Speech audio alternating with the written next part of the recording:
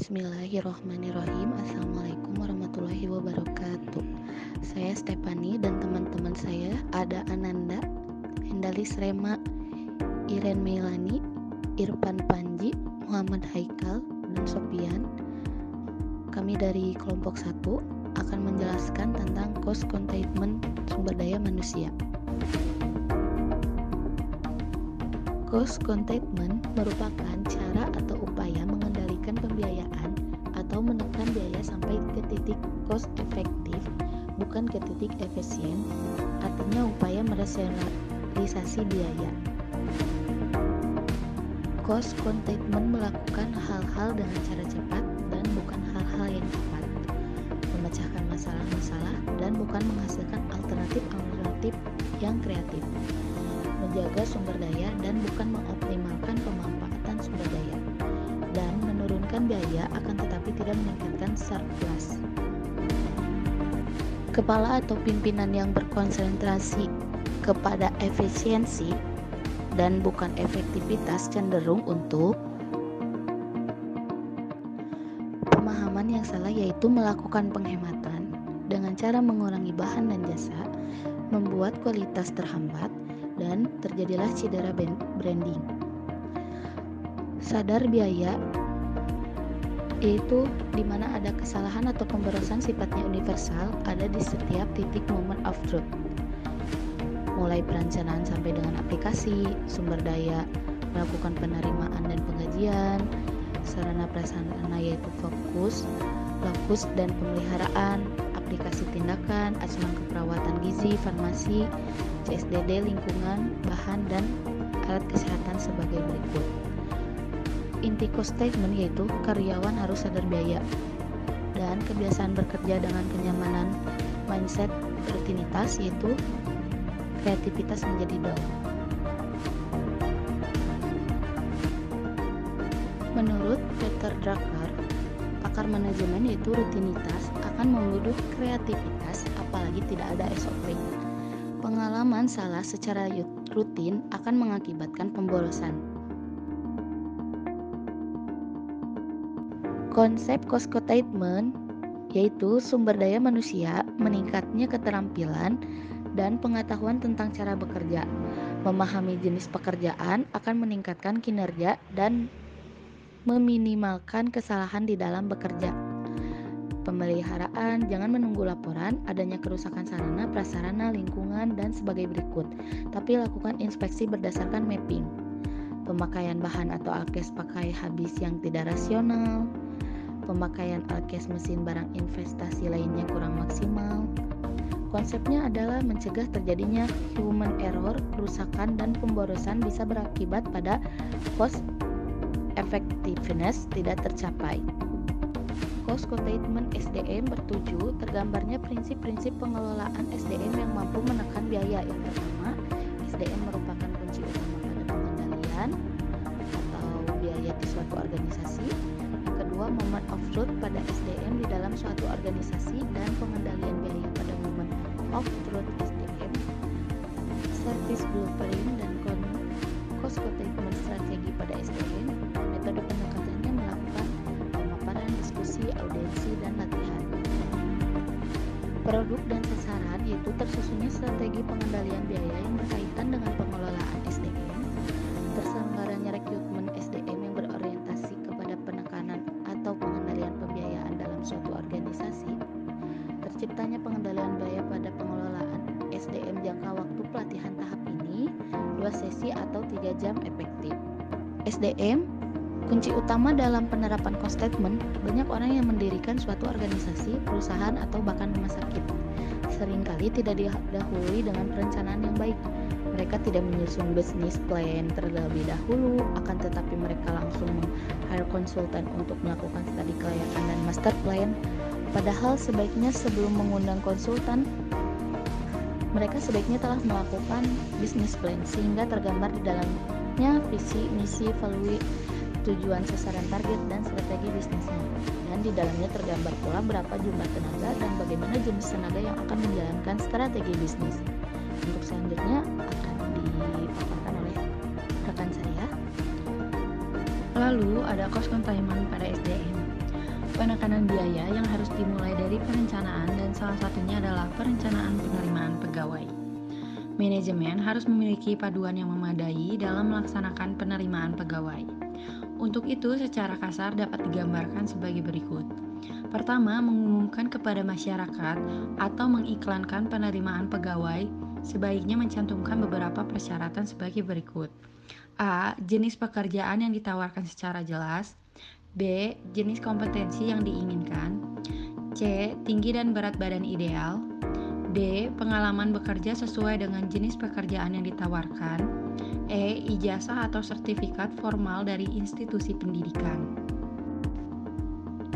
1. Mengumumkan kepada masyarakat atau mengiklankan penerimaan pegawai sebaiknya mencantumkan beberapa persyaratan sebagai berikut. A. Jenis pekerjaan yang ditawarkan secara jelas. B. Jenis kompetensi yang diinginkan. C. Tinggi dan berat badan ideal. D. Pengalaman bekerja sesuai dengan jenis pekerjaan yang ditawarkan. E. Ijazah atau sertifikat formal dari institusi pendidikan. Yang kedua, analisa lamaran. Setelah berkas atau dokumen lamaran dari para pelamar tenaga kerja masuk ke PSDM atau yang berwenang melaksanakan rekrutmen rumah sakit, maka langkah selanjutnya adalah menganalisa secara teliti dokumen para pelamar tersebut dengan prinsip pisahkan antara dokumen yang lengkap sesuai persyaratan dan dokumen yang kurang lengkap atau yang tidak lengkap. Khusus bagi pelamar dengan dokumen yang lengkap, dapat ditindaklanjuti dengan langkah selanjutnya berupa panggilan yang bersangkutan untuk dilakukan wawancara. Sedangkan yang tidak memenuhi persyaratan administrasi, segera buatkan surat penolakan dengan alasan bahwa lamarannya tidak bisa ditindaklanjuti karena kurang lengkapnya dokumen administrasi persyaratan yang telah dipersyaratkan sebelumnya. Ketiga, wawancara calon pegawai.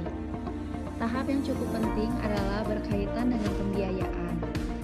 Perlu ditanyakan seberapa besar gaji yang diinginkan dan bandingkan dengan gaji pada tempat asal mereka bekerja. Jika calon pegawai tersebut memenuhi standar kompetensi seperti yang telah ditentukan di dalam list kompetensi, maka jangan ragu-ragu untuk menentukan besaran gaji sesuai dengan standar penggajian dalam sistem kita. Demikian seterusnya sesuai dengan berapa persen kesesuaian antara hasil pendalaman dalam wawancara dibanding dengan standar kompetensi yang kita harapkan. 4. Pendidikan, pelatihan, dan bimbingan. Tahap selanjutnya adalah perlu disusun suatu perencanaan pendidikan dan pelatihan serta pengembangan SDM bagi karyawan rumah sakit. Pendidikan dan pelatihan dikemas sedemikian rupa sesuai dengan jenis pekerjaan masing-masing dari karyawan rumah sakit. Pelatihan sebaiknya berkala dengan evaluasi kinerja secara berkala pula. Berdasarkan pendekatan The Balance Scorecard, pengembangan SDM atau Learning and Growth merupakan the real trigger untuk meningkatkan pendapatan secara bermakna. 5. Kenaikan pangkat pegawai. Karyawan akan sangat kecewa dan motivasi kerja menjadi merosot, akibatnya karyawan yang bersangkutan menjadi malas bekerja. Komitmennya terhadap perusahaan menjadi menurun. Jika ini terjadi, maka sudah bisa dipastikan bahwa produktivitas pegawai menurun. Kemungkinan terjadinya error menjadi tinggi dan dampaknya adalah pemborosan biaya operasional dan otomatis mengganggu dan menurunkan profit perusahaan. Sebab profit sama dengan pendapatan dikurangi pembiayaan. Yang keenam, mutasi atau rotasi. Mutasi atau rotasi sebaiknya dilakukan secara terencana pula. Dengan melakukan mutasi atau rotasi berdasarkan kesalahan karyawan yang tidak ada kaitannya dengan jenis pekerjaannya. Jika terjadi kesalahan, sebaiknya cepat dilakukan pembinaan yang intensif sesuai dengan jenis kesalahannya. Jika pegawai tersebut sudah berkali-kali melakukan kesalahan yang sama, maka terpaksa melakukan pemindahan atau mutasi. Akan tetapi, tempat yang baru harus sesuai dengan kompetensi pegawai yang bersangkutan. Kesalahan sering dilakukan oleh manajemen rumah sakit. Misalnya, memutasi perawat ke bagian administrasi. keadaan ini justru akan lebih menyulitkan di kemudian hari, di mana pemborosan akan beralih ke administrasi tersebut. Mutasilah ke jenis pekerjaan yang sesuai dengan kompetensinya. Ketujuh, pemutusan hubungan kerja dan pensiun. Pemutusan hubungan kerja beragam latar belakangnya. Dalam suatu perusahaan, pemutusan hubungan kerja sudah diatur sejak awal karyawan bekerja.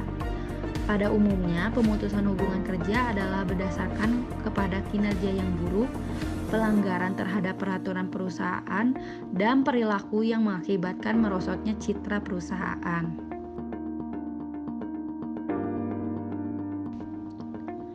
Lalu ada cost containment strategi SDM.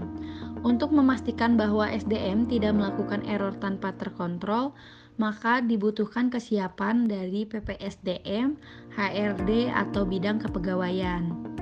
Untuk pemantauan secara berkala, pada umumnya tugas PPSDM hanya sekedar mengurus rekrutmen, diklat pegawai, kenaikan pangkat pegawai, dan pemecahan masalah-masalah kepegawaian. Dengan cost containment diharapkan PPSDM mampu mengamati dan mempetakan kondisi pegawai di perusahaan antara lain dengan strategi sebagai berikut. 1. Apakah cara bekerja sesuai dengan SPO atau tidak? DRHAPS Cost Containment 2010-22 memprogramkan dan melaksanakan diklat sesuai jadwal secara berkesinambungan. 3. Supervisi ke setiap unit secara berkala untuk pemantauan cara kerja karyawan. 4. Pemantauan kesehatan karyawan jika perlu dengan general check-up secara berkala. 5. Melaksanakan pencegahan dengan program olahraga yang berkesinambungan. 6. Mempertimbangkan usulan mutasi atau rotasi secara matang dengan pertimbangan yang berorientasi kepada penekanan dan pengendalian biaya.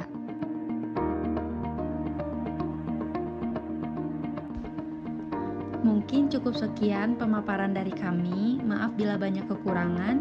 Kami tutup. Wassalamualaikum warahmatullahi wabarakatuh.